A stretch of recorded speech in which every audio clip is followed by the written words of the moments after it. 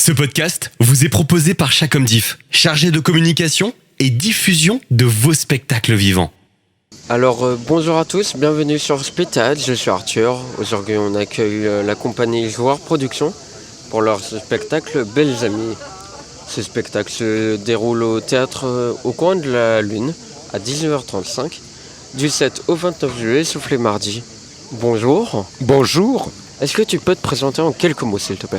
Bien sûr, donc je suis Renato Ribeiro, le directeur artistique de la compagnie Joueur Production et également le metteur en scène du spectacle Belles Amies au coin de la Lune à 19h35 et je suis également producteur du spectacle. Est-ce que tu peux raconter en quelques mots l'histoire de la pièce ? L'histoire de Belles Amies est simple. C'est une amitié d'enfance, une amitié à l'école, une amitié qui se poursuit tout au long des études. Et subitement, on n'a plus signe de vie de l'autre, qui était vraiment sa moitié. Et ces deux femmes se retrouvent 20 ans plus tard, au coin d'une rue. Et là, elles sont ravies de se retrouver et petit à petit décident de remettre leur amitié au premier plan. Et donc de se retrouver toutes les semaines à la piscine, dans le vestiaire de la piscine pour être plus exact, pour faire leur sport. Là, l'amitié va se renouer, va petit à petit reprendre ses droits, mais au même titre que l'amitié reprend sa place, les démons du passé remontent à la surface et ces mêmes démons vont peut-être les détruire. Et comment l'auteur t'a convaincu de mettre en scène cette pièce ? Comme d'habitude, j'ai presque envie de dire, c'est-à-dire que l'auteur Anne Cardona m'a fait lire la première mouture qu'elle a écrite en 2017-18. Je l'ai lue, j'ai beaucoup aimé la thématique puisqu'il s'agit d'une pièce féminine écrite par une femme avec des comédiennes.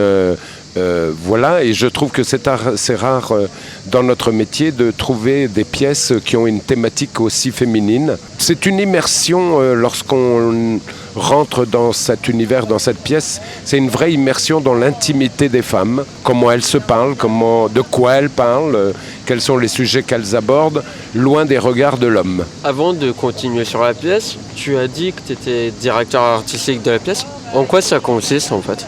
C'est simple, c'est-à-dire que j'ai fait à la fois le travail de la scénographie qui est très esthétique et très précis puisque le troisième personnage sont des vidéos qui représentent le mental et la partie psychiatrique, j'ai envie de dire, des personnages et en fonction de la remontée justement de ces fameux démons du passé, les vidéos, elles aussi, impriment une histoire, racontent une histoire et permettent surtout aux comédiennes d'être en totale immersion dans la vidéo, comme d'ailleurs aux spectateurs, et ça leur fera du bien, vu que nous sommes en Avignon par de fortes chaleurs, d'être en immersion dans une piscine, puisque l'eau est projetée partout et que c'est assez agréable, ça donne un petit coup de fraîcheur d'avoir de l'eau autour de soi.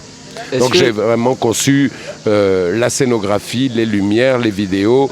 Il y a une bande-son qui est très particulière aussi pour donner l'ambiance moite, feutrée qu'on peut avoir dans un vestiaire, mais aussi dans parfois certains conflits, et qui elle aussi vient ponctuer l'ensemble de cette conversation qui va être de plus en plus animée, voire même violente. Et est-ce que dans la piscine, t'as mis l'odeur du chlore ? Non. Quoi qu'on en parle. On en parle, il y a un clin d'œil à ce sujet, mais il n'y a pas, l'odorama n'est pas encore présent dans la salle. Mais c'est une idée. Tu peux rappeler ce que c'est la scénographie pour un auditeur qui ne sait pas ce que ça veut dire ? Alors la scénographie, c'est l'ensemble des décors, des costumes, la lumière, qui permet que tout d'un coup, le public peut voir l'environnement de la pièce et l'endroit où se passe la thématique et le sujet. Pourquoi le choix d'un vestiaire de piscine ? Parce que cette pièce est écrite pour ça, c'est-à-dire que la rencontre se fait vraiment une fois par semaine à l'intérieur d'un vestiaire où ces deux femmes se préparent pour aller nager. Et aussi parce que le vestiaire, c'est un endroit un peu particulier, c'est l'endroit des confidences, mais pas que, c'est aussi l'endroit où les corps se dévoilent. On est obligé de se déshabiller, on est obligé de montrer une certaine partie de nudité, donc avec la gêne que cela occasionne pour mettre le maillot de bain. Il y a aussi chez les femmes le regard que l'une porte sur l'autre. Est-ce que l'une a mieux vieilli que l'autre? Parce que là aussi, nous abordons la thématique de l'âge. C'est des femmes qui ont 45 ans, donc ils sont encore en regard sur leur capital de séduction. Est-ce la première fois que tu mets en scène l'auteur? Et est-ce la première fois que tu mets en scène les comédiens qui jouent dans la pièce? Alors, c'est en effet la première fois que je mets en scène cet auteur qui s'appelle Anne Cardona. Pour une raison, c'est que c'est sa première pièce. Donc c'est une toute jeune autrice. Et par ailleurs, c'est bien entendu la première fois que je les mets en scène. D'une part, parce que nous avons fait un casting pour la deuxième comédienne qui s'appelle Floriane Jourdain, et que le deuxième personnage, la deuxième femme, est jouée par l'autrice Anne Cardona, qui par ailleurs est quelqu'un que je connais bien, puisque j'ai eu l'occasion dans son parcours où elle a été aussi chanteuse il y a quelques années sur plusieurs tours de chant. Je mettais déjà en scène ces tours de chant, et pour elle c'était tout à fait naturel de faire appel à moi pour cette première mise en scène de théâtre dans son univers. Une véritable complicité. Ah oui, complètement. C'est pour ça d'ailleurs que dès qu'elle a écrit le premier jet, la première version, elle me l'a tout de suite proposé pour qu'on puisse retravailler ce manuscrit, qu'on a retravaillé en écriture ensemble pendant plus d'1 an pour trouver sa forme aboutie. C'est la première fois que tu joues à Avignon? Ah non, ça fait plus de 35 ans que je vis en Avignon et que je connais par cœur Avignon de ce fait. Et tu ressens toujours de la même magie quand tu viens chaque année? Oui, complètement. C'est ce qui est formidable en Avignon, c'est que la ville devient une ville de théâtre partout, dans tous les coins, dans tous les sens.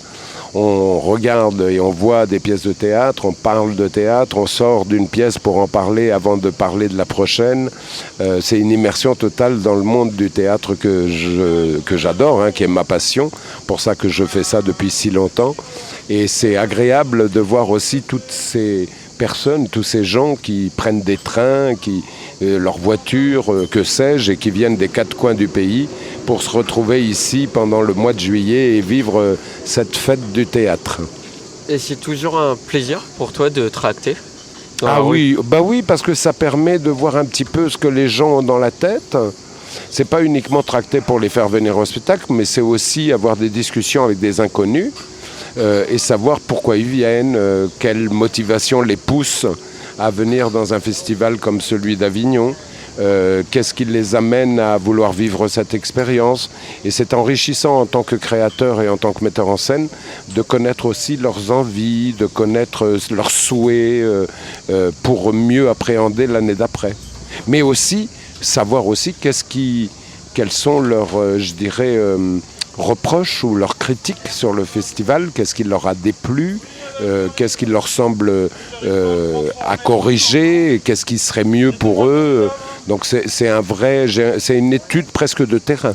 Et en même temps, ça a permis de construire la suite. Ah, complètement. C'est-à-dire que c'est grâce à ça qu'on arrive à améliorer les choses et que le festival essaye chaque année de se modifier, d'être différent, d'être davantage à l'écoute et surtout en syntonie avec ce que le public demande. Ça, c'est très important parce que c'est un festival qui est fait pour le public, parce qu'on sait très bien que sans public, tout ça n'existerait pas. Donc il faut être très à l'écoute pour pouvoir remonter ces informations au niveau des institutions et des structures qui animent le festival et rendre le festival, si possible, chaque année, le plus accessible possible à tous, le plus facile d'accès. On parle beaucoup d'inclusion à notre époque, beaucoup de facilité pour des publics qui n'ont pas forcément l'habitude de venir au théâtre, soit parce que le théâtre leur semble un peu élitiste ou cher, ou d'autres idées préconçues qui fait qu'une partie de notre public français parfois se sent exclu. Donc le festival, et puis j'ai envie de dire le tractage, se doit aussi de faire passer cette idée que le festival est pour tous, qu'il y en a pour tous les goûts, tous les portefeuilles, et qu'on est très enclin, lorsqu'on parle avec des gens dans la rue qui nous disent « oui, mais là, j'ai peut-être pas les moyens », à très vite inviter quelqu'un pour lui faire découvrir le monde du théâtre. On n'est pas là uniquement pour vendre des billets. Ouais, et aussi vendre du rêve. Ah bah oui, bien sûr, ça va ensemble.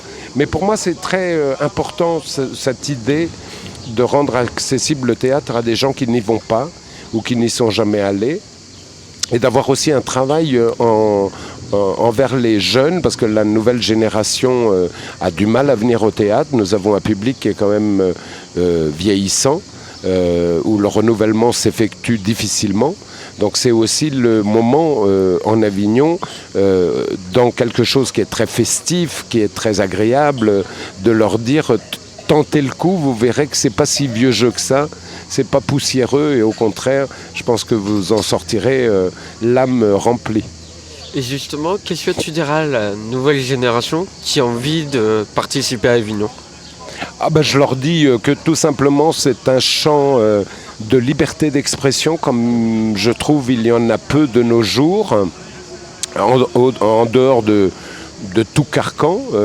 Il y a une totale liberté de choix dans ce que le public a envie d'aller voir.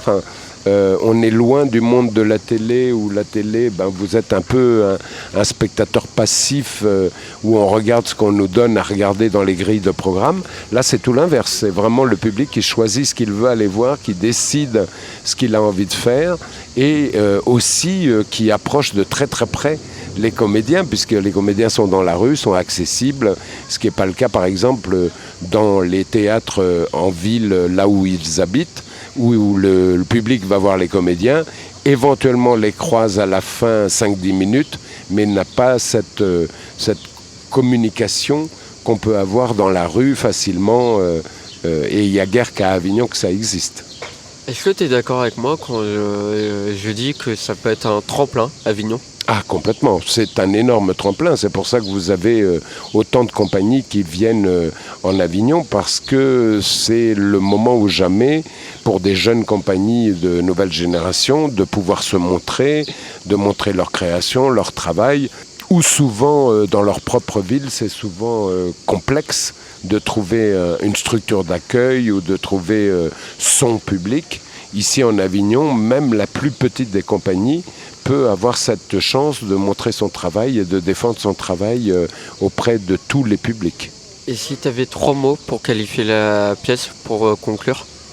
Polar, Lynch, puisque c'est l'univers de Lynch, et femme.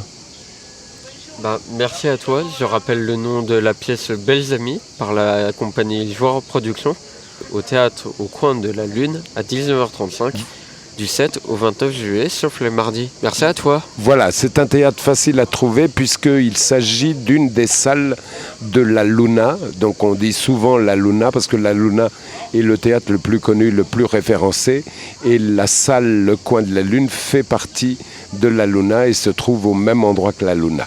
D'accord, merci à toi. Merci pour cette interview, au revoir. Toutes les interviews Speed Théâtre sont à retrouver sur www.speedtheatre.fr.